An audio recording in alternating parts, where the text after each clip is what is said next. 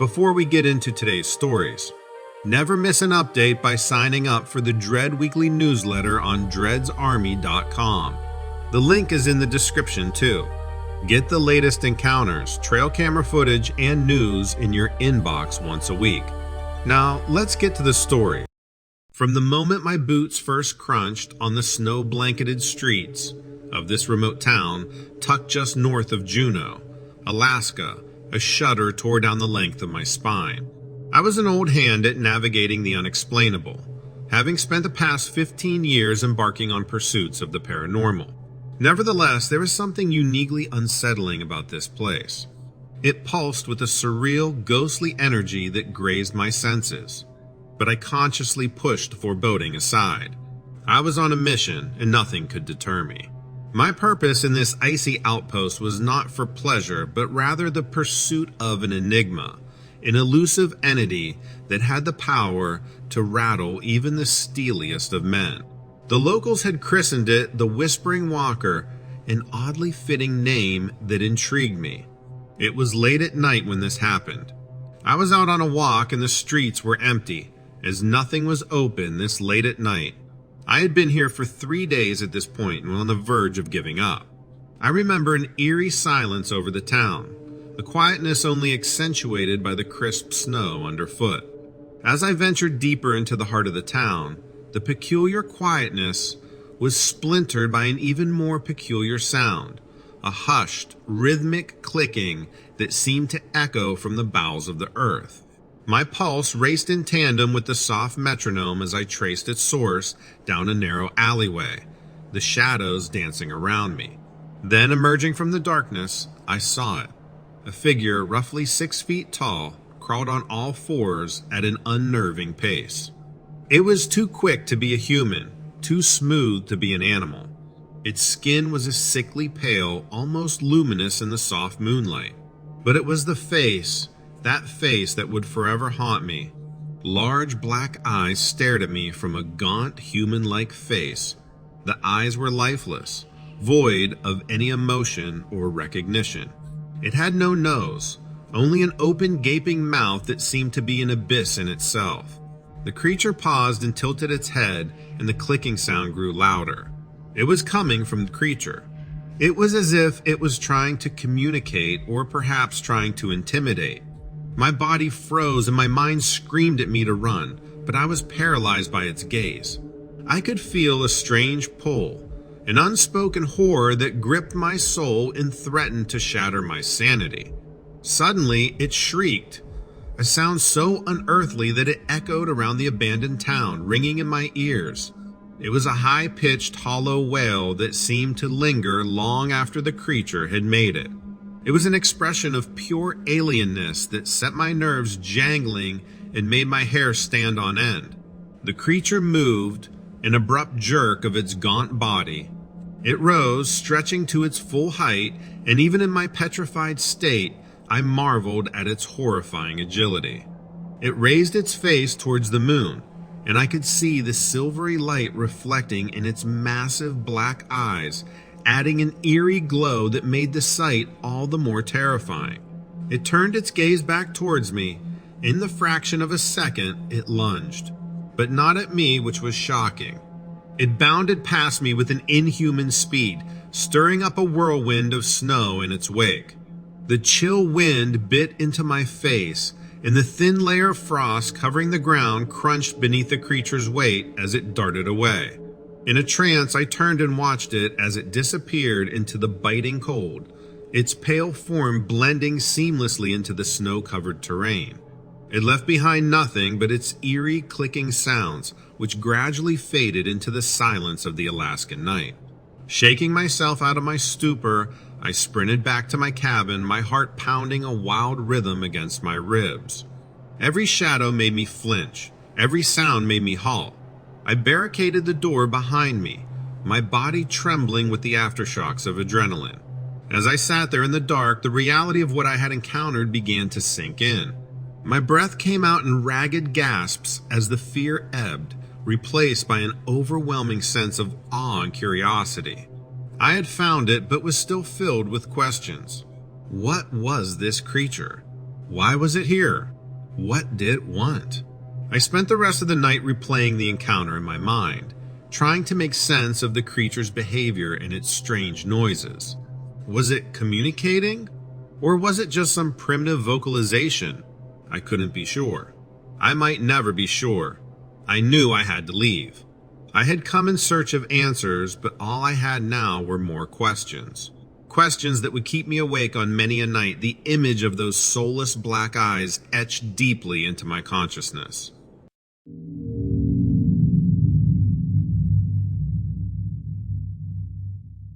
When I was a child, my grandparents' home was my sanctuary, my safe place. They lived in an old bungalow nestled in the outskirts of an adorable little town. The house was old. It was built in the 1920s. The floorboards would creak when you walked on them, and their mismatched antique furniture fit the house perfectly. Talk about a place with charm. As soon as you walked in, you just felt cozy and warm. I didn't know why as a kid, but looking back, I now see why I loved it. I have countless warm memories of family dinners and quiet summer afternoons spent playing chess with my grandfather. These are my favorite memories of my childhood. But after my grandfather's passing in the late summer of 2022, the house took on a quieter, sadder tone. As someone deeply engrossed in the world of academia, teaching philosophy at a university, I wasn't one to readily entertain ideas of the paranormal. So when my grandmother, a lover of paranormal investigation, shows started reporting peculiar events in the house, I initially wrote them off as her grief playing tricks on her mind. But her insistence and the uncanny specificity of the details eventually drew my curiosity. I had flown back home to spend some time with her, and one morning she pointed to a necklace hanging perfectly untangled on her jewelry stand. She told me she had left it in a tangled mess on her nightstand the night before. The necklace's transformation was inexplicable, but that wasn't even the strangest part. The strangest part was my grandfather had a habit of untangling my grandmother's necklaces, a leftover hobby from his fishing days. Intrigued by this, I began to explore the house, half expecting to find a logical explanation for this strange occurrence. My search, however, yielded no signs of intrusion. The house remained as secure as ever. The necklace incident wasn't a one-off. Every morning for a week, my grandmother would find another item that my grandfather used to handle, returned to its proper place, just as he would have left it. His reading glasses on the study table, his garden tools neatly arranged in the shed, and his old fishing rod taken out of storage and propped up in the corner of the living room. Sensing my growing curiosity and wanting to get to the bottom of this, my grandmother introduced me to her circle of paranormal enthusiast friends, one of whom happened to be a well-respected local historian. They were all abuzz with speculations, each more intriguing and fantastical than the last. As the instances of these so-called corrected items increased, so did my desire to solve the mystery. I found myself pulled towards the house more than ever, even avoiding my real work. This wasn't just about a necklace anymore. While I wouldn't exactly call it fear, a strange sense of trepidation started to creep into me. I felt a pervasive sense of being watched. Yet instead of feeling threatened, I found myself curious about this potential communication from beyond the grave. While there was no imminent danger or threat of physical harm, the emotional turmoil started to take a toll on both me and my grandmother. The once cherished home was now in a constant state of mystery. My intellectual curiosity piqued. I dove into hours of research. I read everything I could find about spectral visitations, hauntings, and paranormal events, often enlisting the help of my grandmother's historian friend. After poring over numerous accounts and theories, I finally stumbled upon a term that seemed to fit our situation post-mortem visitation, a supposed phenomenon where the spirits of the deceased communicate with the living. According to the research, post-mortem visitations were said to occur when the departed spirit wanted to convey a message or reassure their loved ones. In our case, the reorganization of my grandfather's belongings might have been his way of saying goodbye, or simply letting us know he was at peace. In the end, the explanation was comforting in its own bizarre way. We chose to believe it was my grandfather reaching out to us from the other side, tying up loose ends before moving on. At least this gave us closure. With time, the peculiar events slowly ceased. Our daily routine returned to normal, albeit a new kind of normal marked by sense of peace. As someone who started off as a skeptic, the experience turned my previously rigid perceptions on their head. It reinforced the idea that there's so much we don't understand about the world, and sometimes the answers we seek might not be found in textbooks or lectures, but in the inexplicable and the unordinary. This episode left a mark on both me and my grandmother. We grew closer, bound by a shared secret, so to speak. Despite the initial unease, this encounter with the unknown brought closure and peace to our grieving family. I'm still a philosophy professor and a logical thinker, but I approach my world with a little more wonder now. I've learned to appreciate the unexplainable, the magic in the mundane, and maybe the next time something inexplicably strange happens, instead of dismissing it outright, I might just try untangling the mystery one more time.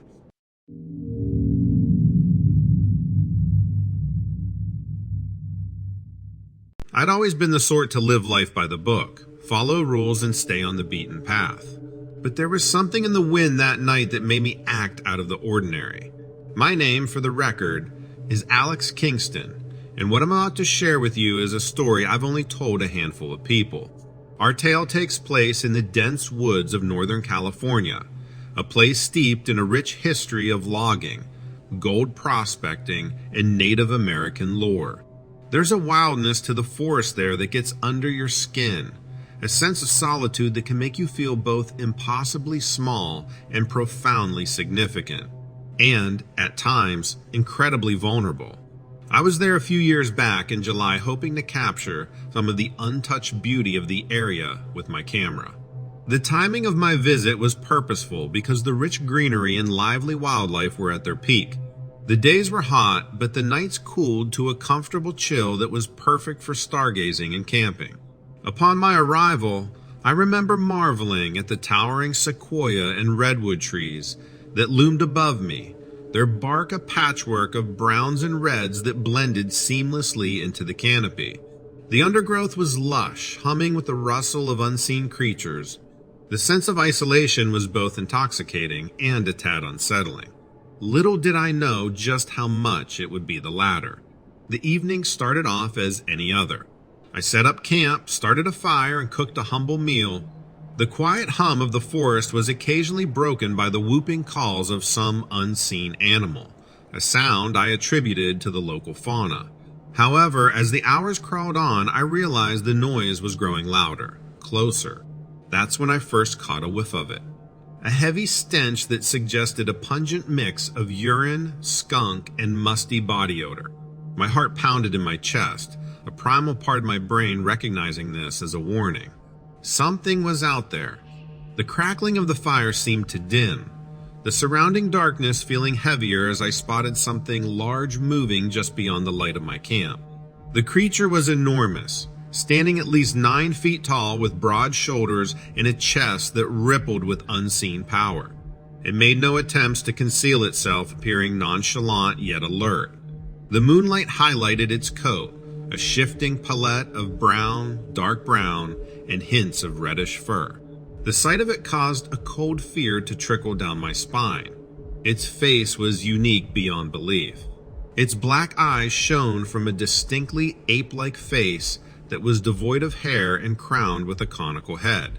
It watched me as I listened to a low growl rumbling from its throat, a sound as chilling as it was mesmerizing. A silent standoff ensued, my breath coming in shallow gasps as I struggled to comprehend what I was seeing. My hands tightened involuntarily around my camera, the cool metal offering a tangible anchor in a moment that felt distinctly surreal. I dared not blink, fearing that the creature would either disappear or, worse, advance on my position. The fire crackled and popped, its fleeting sparks creating a dance of shadows and light. It bathed the creature in an ominous glow, emphasizing the depth of its dark brown and reddish fur. It was the stuff of legends, a living myth standing right before me. My heart pounded relentlessly in my chest, the rush of blood in my ears drowning the nightly sounds of the forest. It was then that the creature made another sound, a deep, resonating growl that seemed to vibrate through the very air between us. It echoed around the forest, a haunting serenade to the stillness of the night. I could feel the growl more than hear it, a bass note that resonated in my bones. The creature then changed its posture, its large shoulders rolling in an uncannily human-like gesture. It then moved, taking a slow and deliberate step forward. The underbrush barely whispered under its weight, its body strangely light for its size. Fear clamped down on me with a vice-like grip, but my instinct overpowered the screaming urge to run. Hands trembling, I raised my camera, slowly focusing on the being before me. As I did so, it tilted its conical head to one side, regarding me with what seemed like a mix of curiosity and caution. Was it aware of my fear, or was it merely studying this strange two-legged creature in its domain? I pressed the shutter, the click impossibly loud in the silence. The creature didn't flinch, didn't react. It stood still, letting the camera capture its figure in haunting detail. I took a few more photos, my actions feeling mechanical, detached from the fear and awe churning within me. With a final penetrating look, the creature turned, its massive form receding into the darkness. I watched it go, the shadows of the forest swallowing it whole. I sat there for what felt like hours, the forest resuming its nocturnal chorus as if nothing had occurred. My mind was in turmoil, a whirlpool of fear, fascination, and disbelief. The smell of it still lingered in the air, a potent reminder of the reality of what I'd witnessed. Finally, I crawled into my tent, my body on autopilot as my mind continued to race. Sleep was elusive, the night punctuated by the sounds of the forest and the ghost of the creature's growl. The memory of its dark, beady eyes and the musky smell stayed with me even as dawn arrived, finally bringing an end to the longest night of my life. As morning light seeped in, washing over my camp, I found myself caught between an urge to flee and a need to understand what I had encountered. The stark light of day brought a sense of calm rationality. I was a photographer after all, a documentarian of nature's wonders and oddities. This was one such oddity, albeit a profoundly unsettling one. I then remembered the photos I had taken. I felt a twinge of dread and curiosity as I retrieved my camera from its case. As I flipped through the digital images, my heart pounded in my chest. There it was, immortalized in pixels, as real as it had been last night. The creature, tall and imposing with its large shoulders, broad chest, and hair-covered body, stood in stark contrast to the backdrop of the forest. Its beady eyes seemed to bore into mine, even from the screen. Next, I ventured towards the spot where the creature had stood. The smell was still there, faint but distinct. Upon closer inspection, I found footprints imprinted on the forest floor, a tangible proof of the creature's existence. They were large and oddly shaped. With every piece of evidence, the encounter felt increasingly real, escalating from an experience of fear to a potential discovery. I spent the day documenting, taking photos of the footprints, of the area, ensuring that I had captured every possible piece of evidence of my encounter. That night, I decided to stay again. I won't pretend I wasn't scared, the fear gnawed at my insides. Yet, a strange resolve had settled within me. Maybe it was the need to validate my experience, or perhaps the adventurous part of me wanted a second encounter, another chance to document this incredible creature. But the creature did not return. The night was just a night filled with the usual sounds and scents of the wilderness. In the morning, I left the woods behind, returning to civilization with a story that was hard to believe, even for myself. In the weeks following my encounter, I spent countless hours poring over my photos, researching online and consulting experts in cryptozoology. There were no clear answers, only theories and similar accounts from others who claimed to have seen the same creature. calling it Bigfoot Sasquatch, the wild man of the woods. While my encounter was a singular event, it has led to a lifetime pursuit of truth, an unending quest to shine a light on the unknown. I may never fully understand what happened that night in the woods of Northern California, but I will forever remain a seeker of the unexplained, driven by the memory of my encounter with the unknown.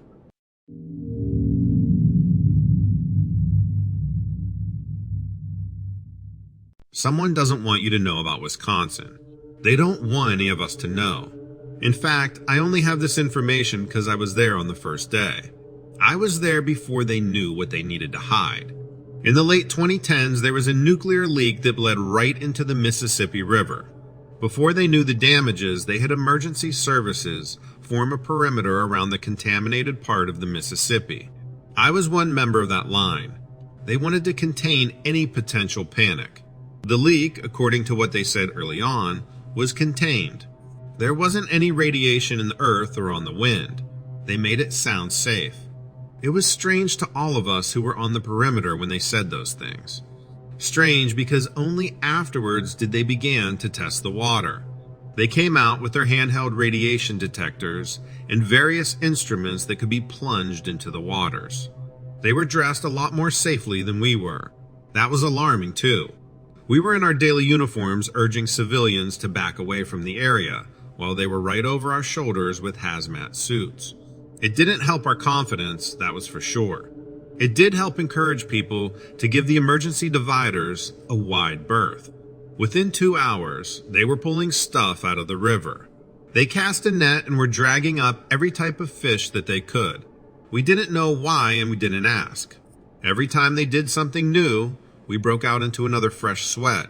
After the tests and the fishing net, they started to back off. The news repeated the same stories. No harmful levels of radiation, nothing to be concerned about. We thought it was strange that a long stretch of the Mississippi became inaccessible to fishermen, but we all figured it was just a precautionary measure and not a response. I think they're letting them back now, I'm not sure. Maybe they realized it was too late. Maybe they've gotten so good at burying the harmful stories that they don't care how many crop up. The real issue wasn't the fish. It was the people. The first responders who were present that day all started to get sick. We didn't notice at first.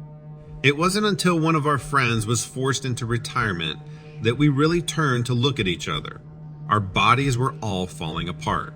We didn't know if it was due to exposure or bad luck or something else in the Wisconsin air, but we were determined to find out. We started sneaking back to the Mississippi. We started examining the wildlife there. The reactor had been demolished for months by then. We figured there wouldn't be any additional risks to people in our position. We found horrible things in that water. There weren't tons of them, of course. It turns out that animals can deal with nuclear radiation a lot better than human beings. But there were mutations, abnormal growths. We took what we could and tried to pull some strings at Fish and Game. They turned us down, and actually they turned us in. Soon the police were knocking at our doors, writing every fine and citation that they could. They told us it would be worse if we went back. So of course we went back. This time we followed the river until we could safely cut onto the lot of the decommissioned nuclear plant. We wanted to see the reactor for ourselves. We wanted to know for sure if it had been removed or destroyed. Even if we couldn't save ourselves, at least we could relax knowing that the same situation wouldn't happen again in the future.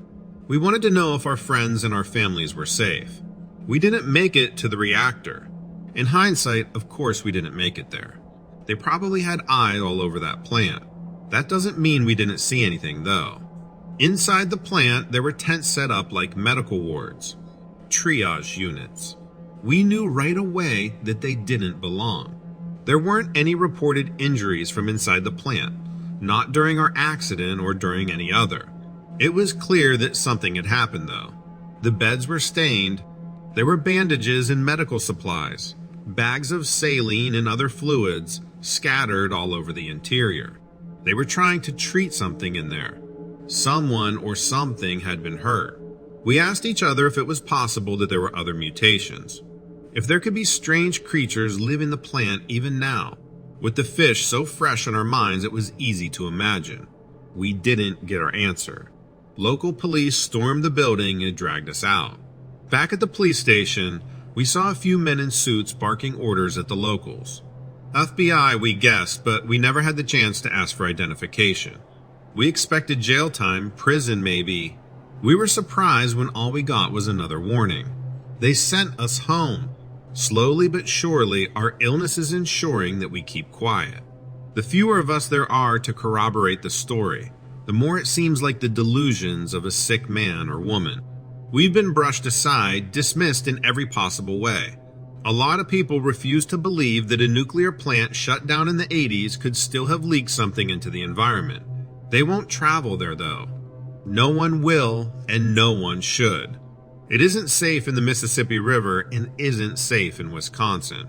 If there was ever a chance of the truth getting out, then maybe I could put this to rest. Maybe I wouldn't feel so guilty all the time. Maybe I wouldn't feel this responsibility that is urging me to share a story that no one believes. Unfortunately, there is no chance. The truth will never see the light of day. It's going to be buried with me.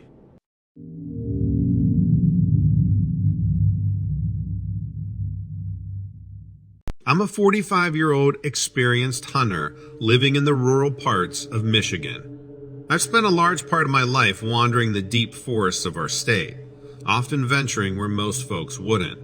Over the years, I've grown familiar with the ebb and flow of the wilderness, the calls of various birds, and the movement of all sorts of wildlife. But last week, my understanding of these woods was dramatically altered by a completely unexpected encounter. My world, you could say, got a little larger and a lot more mysterious.